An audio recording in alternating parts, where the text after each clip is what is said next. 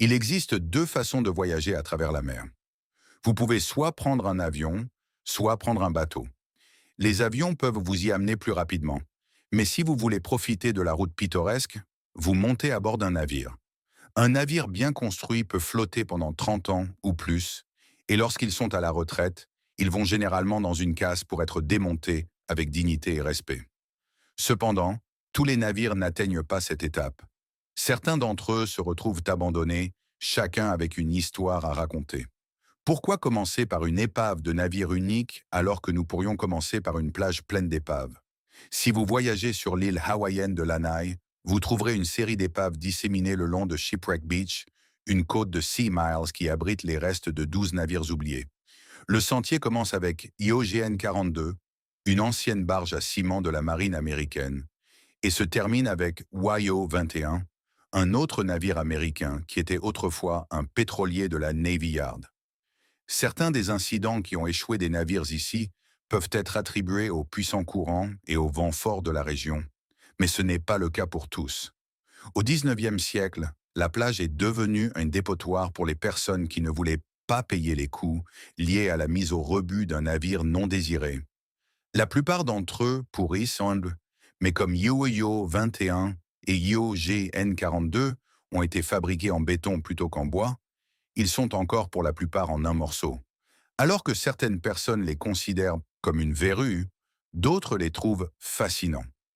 C'est pourquoi Shipwreck Beach est devenu une destination populaire pour les touristes de passage.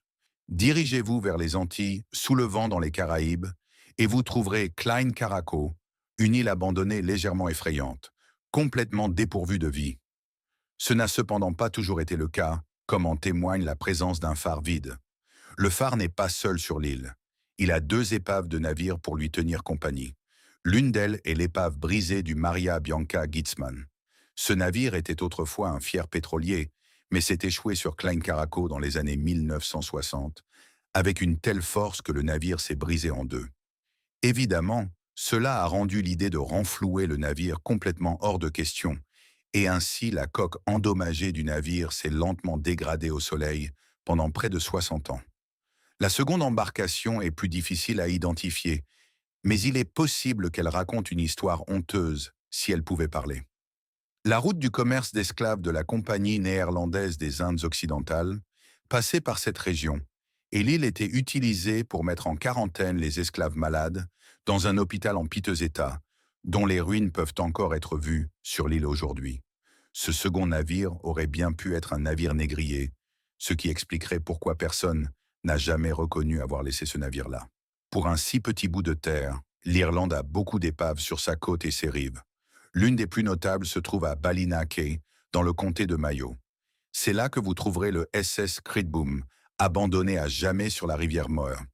Le navire est âgé de plus d'un siècle et doit son étrange choix de matériaux de construction au fait que les matériaux traditionnels de construction navale étaient difficiles à se procurer pendant la Première Guerre mondiale.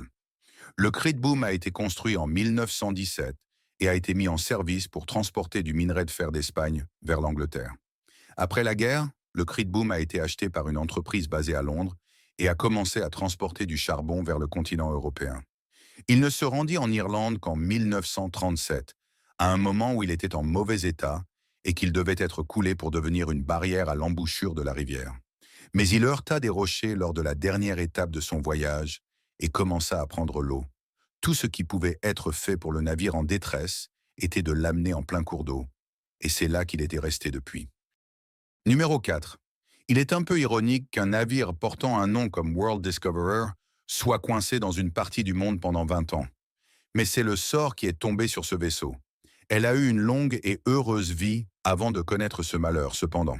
Le World Discoverer a été construit en 1974 en Allemagne et vendu à une entreprise danoise en tant que paquebot de croisière, puis vendu à nouveau à une autre compagnie de croisière, cette fois basée à Singapour.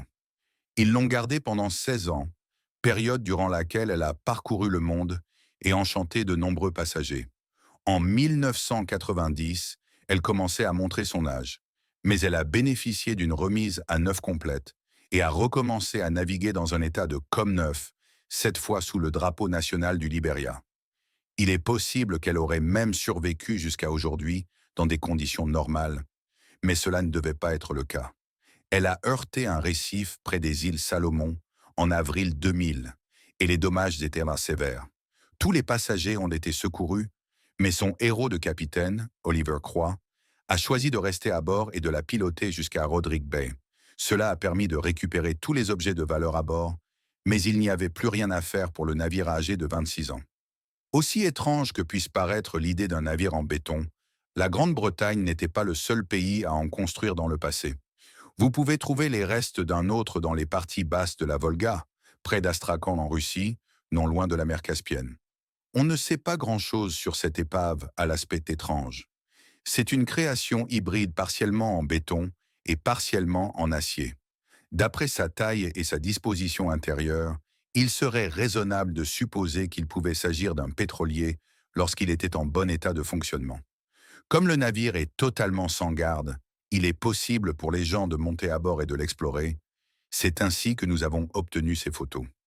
Comme vous pouvez le voir, les ponts inférieurs prennent l'eau et à certains endroits, le béton s'est effondré et a exposé le treillis en acier qui maintient le navire ensemble. Il est clair que le navire a été laissé seul pendant longtemps et il est tristement au-delà du point où il pourrait être réparé. Qui sait quel type de marchandises aurait pu être transporté à l'intérieur lorsqu'il avait encore un équipage et un propriétaire. Nous avons tous entendu la célèbre chanson Yellow Submarine des Beatles. Mais saviez-vous qu'il existe un véritable sous-marin jaune échoué dans les eaux de Coney Island Creek à New York, aux États-Unis? Le navire oublié qui peut encore être à peu près identifié comme jaune, malgré une épaisse couche de rouille orange, est le Questeur 1. Ce sous-marin de 13,5 mètres a été construit à Brooklyn en 1967 par un homme travaillant seul. Jerry Bianco a fabriqué son navire à partir de métal récupéré et avait l'intention de l'utiliser pour sauver des objets de valeur dans l'épave du SS Andrea Doria, un paquebot italien qui a coulé près de Nantucket Sound 11 ans plus tôt. Il n'a même jamais eu l'occasion d'essayer. La grue qui baissait le sous-marin dans l'eau a glissé, et le Questeur 1 est tombé sur le côté dans un banc de boue et s'est coincé. Bianco a tenté de remplir le ballast et de renflouer le Questeur, mais il n'a pas pu le libérer, et il a finalement été contraint d'abandonner sa création. Le navire est resté dans la boue jusqu'en 1981, lorsqu'il s'est libéré et a dérivé. Vous pouvez toujours voir le sommet du sous-marin par une journée claire, lorsque la marée est basse. Si vous êtes intéressé par les épaves de navires et que vous avez également une passion pour la plongée en apnée, vous voudrez peut-être envisager de visiter le Tangaluma Island Resort en Australie et de combiner vos deux passions. Là-bas, vous trouverez les épaves de Tangaluma. 15 navires ont été délibérément coulés par le gouvernement du Queensland au cours de 20 ans, de 1963 pour créer un lieu d'ancrage pour d'autres bateaux, et ils sont tous devenus des habitats pour une vaste gamme de vie marine. Plus de 100 espèces différentes de poissons ont été enregistrées autour des épaves, et parfois quelques dauphins s'arrêtent pour dire bonjour. Après tant d'années dans l'eau, certains des navires se sont détériorés plus que d'autres. Mais la silhouette du Mayboro, construit en 1885, est encore facile à identifier en regardant le site en toute sécurité depuis la rive. Le Dorade, le Morwong, le Kookaburra et le Pélican font également partie des membres de ce club submergé. Ne vous inquiétez pas si vous n'êtes pas un nageur aguerri. Vous pourriez louer un scooter de mer pour faire un tour rapide des épaves si vous le préférez. Notre prochaine épave attire également beaucoup de visiteurs et de touristes, mais pour une raison plus sombre. C'est le mémorial de l'USS Arizona à Hawaï. L'Arizona a été célèbre pour avoir été coulé lors de l'attaque japonaise sur Pearl Harbor en décembre 1941, incident qui a déclenché l'engagement américain à grande échelle dans la Seconde Guerre mondiale. Le mémorial a été construit 20 ans après l'attaque et permet à environ 2 millions de visiteurs chaque année de s'approcher de l'épave sans la déranger. La structure du mémorial chevauche la coque du cuirassé perdu, mais ne la touche pas réellement, ce qui minimise les dommages que les visiteurs infligent au site. Depuis 1989, ce qu'il reste de l'Arizona est inscrit au registre des monuments historiques nationaux. Si vous souhaitez visiter le mémorial et rendre hommage, il serait peut-être conseillé de le faire plus tôt que tard. Une grande fissure a été notée à l'extérieur de l'Arizona en mai 2018. Et bien qu'elle ait été réparée, elle s'est rapidement fissurée à nouveau. Les visiteurs ont été suspendus pendant toute une année après cela. Et bien qu'ils aient récemment été de nouveau autorisés, personne ne sait combien de temps le navire va encore tenir. Il pourrait encore être possible de sauver le TSS Duke of Lancaster, mais le temps presse.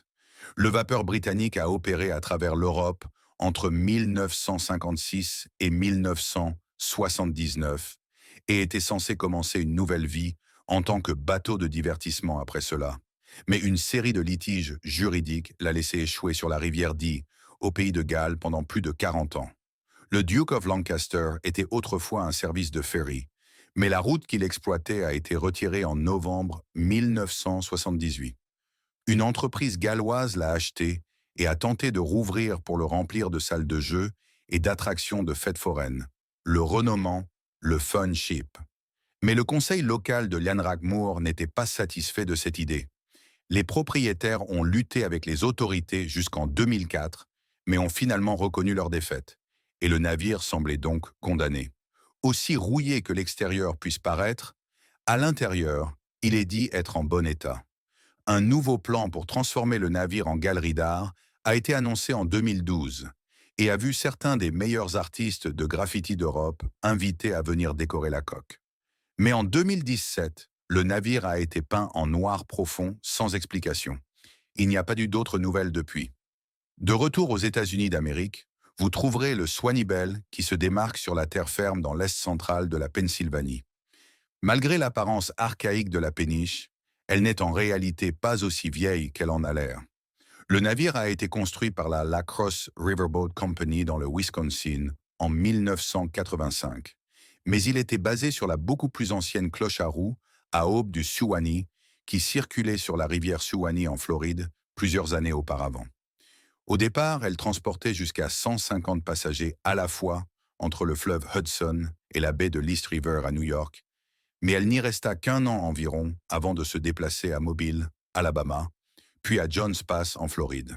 Finalement et inévitablement, elle a commencé à opérer sur la rivière Suwannee en janvier 1988, comme le navire dont elle était inspirée. Elle n'a cependant pas duré longtemps. En novembre de cette année-là, elle a été arrachée de ses amarres par une tempête et a dérivé pendant plus de 60 miles en rompant une ligne hydraulique avant de s'échouer à Hernando Beach. Cet incident l'a gravement endommagée et elle a été désarmée en 1991. 10 ans plus tard, l'épave a été achetée et déplacée en Pennsylvanie par un homme d'affaires qui avait l'intention de la transformer en restaurant, mais la société a fait faillite et le Swanee Belle a été laissé à l'abandon. Notre prochain emplacement est connu sous 2 noms différents, le cimetière de Staten Island et le cimetière des remorqueurs. Les 2 noms vous donnent un bon indice sur ce que vous pouvez vous attendre à trouver sur ce site de la ville de New York. C'est l'endroit où de nombreux navires qui servaient autrefois les quais de la côte new-yorkaise ont été amenés pour être démantelés au fil des ans. Mais le service de démolition ne fonctionne plus. Il n'a même pas eu la décence de nettoyer son désordre avant d'arrêter ses activités. Lors du dernier comptage, il y avait plus de 2 douzaines de navires encore flottants dans le canal, dont la plupart sont dans un état désespéré de délabrement. Les remorqueurs sont amarrés pour l'éternité juste à côté des dragueurs, se frottant ensemble au gré des marées et s'érodant lentement. Certains d'entre eux ont coulé si profondément dans la saleté qu'il ne reste que quelques morceaux de bois pourri. Tout ce qui pouvait avoir une valeur de ferraille ou un potentiel de récupération a été soit vendu, soit volé il y a longtemps. Maintenant, les tristes vestiges de ces vieux bateaux n'ont ni propriétaire ni avenir. Le site est une plaie pour les yeux, et il est étonnant que la ville n'ait rien fait à ce sujet depuis 1990. Il est beaucoup plus facile d'identifier l'épave de l'USS inaugurale à St. Louis, Missouri, que d'identifier quoi que ce soit au cimetière des remorqueurs. Mais c'est quand même un bâtiment rouillé et abandonné. À son apogée, elle était un admirable dragueur de mines qui a vu de l'action pendant la Seconde Guerre mondiale, lorsqu'elle a navigué jusqu'à Okinawa. Mais elle a été désarmée bien avant d'arriver à cet état. À son arrivée à Saint-Louis, elle est devenue un musée flottant de la guerre, mais elle a été arrachée de ses amarrages du fleuve Mississippi par la grande inondation de 1993 et a dérivé en aval. Elle n'est pas allée très loin. Elle s'est retrouvée échouée sur le côté à 1,5 km. Pendant presque 20 ans, il était impossible d'y accéder. Mais une période de sécheresse inhabituelle en 2012 a abaissé le niveau de la rivière et exposé la coque de l'inaugural à la vue de tous. Ce qui était là n'était pas joli. Il était immédiatement évident qu'elle n'avait pas d'autre usage futur que celui de toile pour les artistes de graffiti de la région. Et donc, elle a été finalement vendue pour être démontée. C'est une fin triste pour un navire avec une histoire aussi distinguée. Abonnez-vous à la chaîne, activez la cloche de notification et profitez de regarder de nouvelles vidéos sur ma chaîne. Merci de regarder et à bientôt.